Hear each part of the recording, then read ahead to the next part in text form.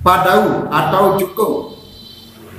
Sesudah sampai di tengah arungan atau pertengahan danau, terjadi peristiwa. Om Swastiastu, warganet yang budiman dimanapun berada. Kali ini saya akan melanjutkan membacakan tentang Babat Pasek, yaitu masih kisah dari perjalanan keturunan Pasek Gelgel Songan yang bernama Nyoman Pasek Gelgel berangkat ke desa Abang Songan menjadi perbekal.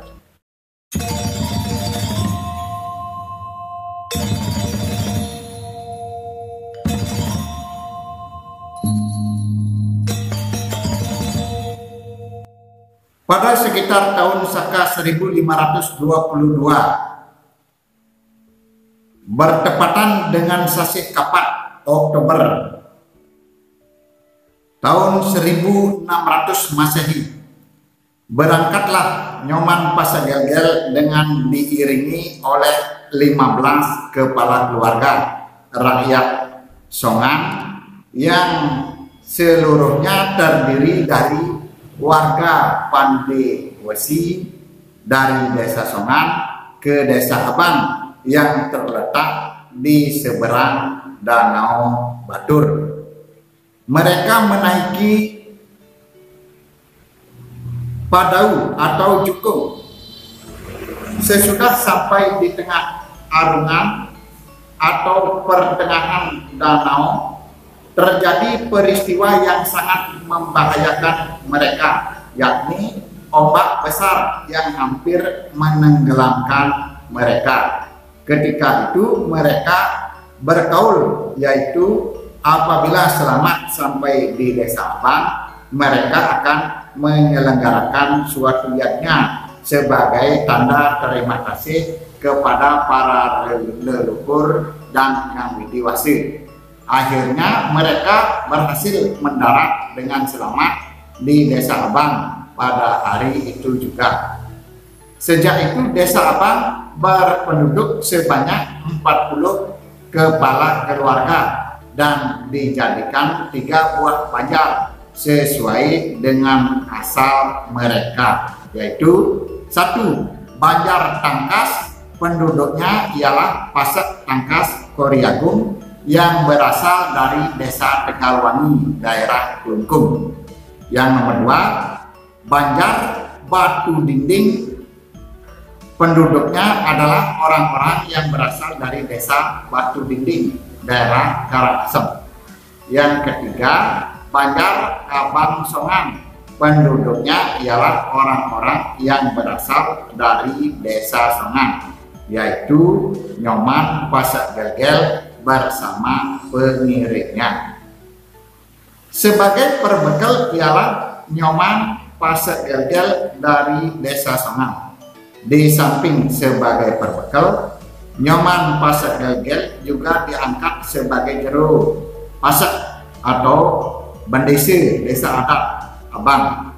Kemudian Nyoman Pasek Gelgel melakukan upacara Purgala Dwi Jati sebagai rohaniawan dengan gelar jero gede. Sedang gelar jero gede ini dipergunakan sesuai dengan gelar sulinggih orang-orang Bali Age.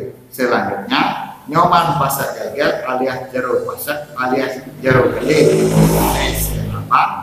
menurunkan 4 orang anak laki perempuan, yakni yang sulung atau nomor 1 bernama Gede Pasek Gelgel. Yang kedua, perempuan bernama Niwayang Mongkerong.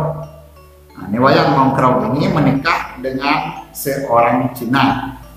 Yang ketiga bernama Made Sangku, laki-laki, ya. Dan yang bungsu yang nomor 4 bernama Made Rote, laki-laki. Made Sangku bersama Made Rote sama-sama menjalani hidup nyukle brahmacari atau tidak menikah seumur hidup, sehingga tidak menurunkan. Adapun Gede Pasar Gelgel lalu menggantikan kedudukan ayahnya sebagai perbekal Desa Abang. Kemudian diangkat pula menjadi Jero Pasak atau pendesa Desa Adat Abang. Seterusnya ia dipurgala menjadi Sulinggih bergelar Jero Gede.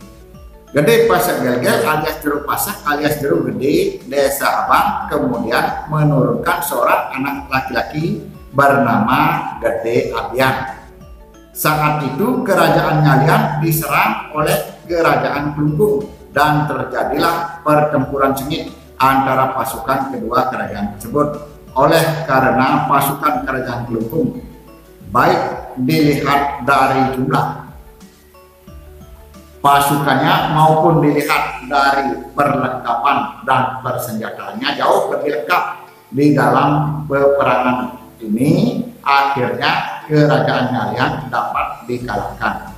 Dalam Ngalian, I Dewa Gede Tangkeban bersama beberapa orang sanak saudaranya gugur di medan laga. Yang masih hidup melarikan diri untuk menyelamatkan jiwanya ke tempat yang dianggap aman. Seorang anak kecil putra dari I Dewa Gede Tangkeban dalam Ngalian oleh ibunya dapat diselamatkan dan dilarikan ke Bangli. Sampai di Bangli lalu diangkat sebagai putra I Dewa Ayu dan Bancinga, Ratu Bangli. Tatkala melarikan diri dari Ngalian sempat dibawa sepucuk keris pusaka kerajaan Ngalian bernama Kiloba. Keris ini dijadikan salah satu pusaka kerajaan Bangli. Dengan kalahnya kerajaan Ngalian ini, daerah bekas kekuasaan kerajaan Ngalian dibagi. Sedang Desa Abang dijadikan daerah di bawah kerajaan Bangli. Adapun Gede Pasar Gelgel berbekal Desa Sungat yang juga berkedudukan sebagai Jero Pasak, Bandesi Desa Adat dan Jero Gede Desa Abang sangat sukses menunaikan tugasnya selaku perbekal. Karena keberhasilan tersebut banyak orang iri hati dan ingin melenyapkan Gede Pasar Gelgel. Mereka bercita-cita merebut kedudukannya sebagai perbekal. Sebab itu Gede Pasar Gelgel perbekal Desa Abang difitnah yang bukan-bukan. Fitnah ini diterima serta dipercaya begitu saja oleh Raja Bangli tanpa penyelidikan lebih jauh akan kebenarannya. Raja Bangli sangat tergesa-gesa mengambil keputusan dengan memerintahkan untuk membunuh Gede Pasar Gelgel perbekal Desa Abang. Gede Pasar Gelgel dibunuh di Desa Belak Pane di sebelah utara Desa Tulikuk tanpa dosa. Dengan terbunuhnya Gede Pasar Gelgel perbekal Desa Abang, maka jabatan perbekal Desa Abang menjadi kosong dan tidak ada seorang pun mau mendudukinya walaupun sudah diusahakan oleh Raja Bangli. Sebab itu Raja Bangli memanggil jandanya Gede Pasar Gelgel di Desa Abang dan meminta agar mau menyerahkan anaknya yaitu Gede Abian untuk menjadi perbekal Desa Abang. Namun permintaan itu tidak dipenuhi oleh istri Gede Pasar. Alasannya apabila anaknya Gede Abian menjadi perbekal Desa Abang, ia takut nantinya ada lagi fitnah dan ia dibunuh. Jika itu benar-benar terjadi, maka ia tidak lagi mempunyai keturunan. Sebab Gede Abian adalah anak tunggal. Tatkala itu Raja Bangli berjanji bahwa ia akan mengampuni semua kesalahan apabila Gede Abian melakukan kekeliruan termasuk keturunannya sampai di kelak kemudian hari, termasuk kesalahan yang mungkin dilakukan di dalam Puri Bangli. Mulai saat itu Gede Abian dan keturunannya diberi kedudukan istimewa disebut Kawule Kawi Sudah atau tidak boleh dikenakan hukuman termasuk hukuman mati di dalam melaksanakan yadnya, seperti fitrayatnya boleh memakai segala pakaian dan perlengkapan seperti yang diamanatkan oleh leluhurnya sampai kepada anak cucu dan keturunannya. Nah, begitu dulu warganet yang berbahagia, dan selanjutnya saya akan membacakan tentang Gede Abian akhirnya mau menduduki atau mau menggantikan ayahnya sebagai perketel di Desa Abang. Saya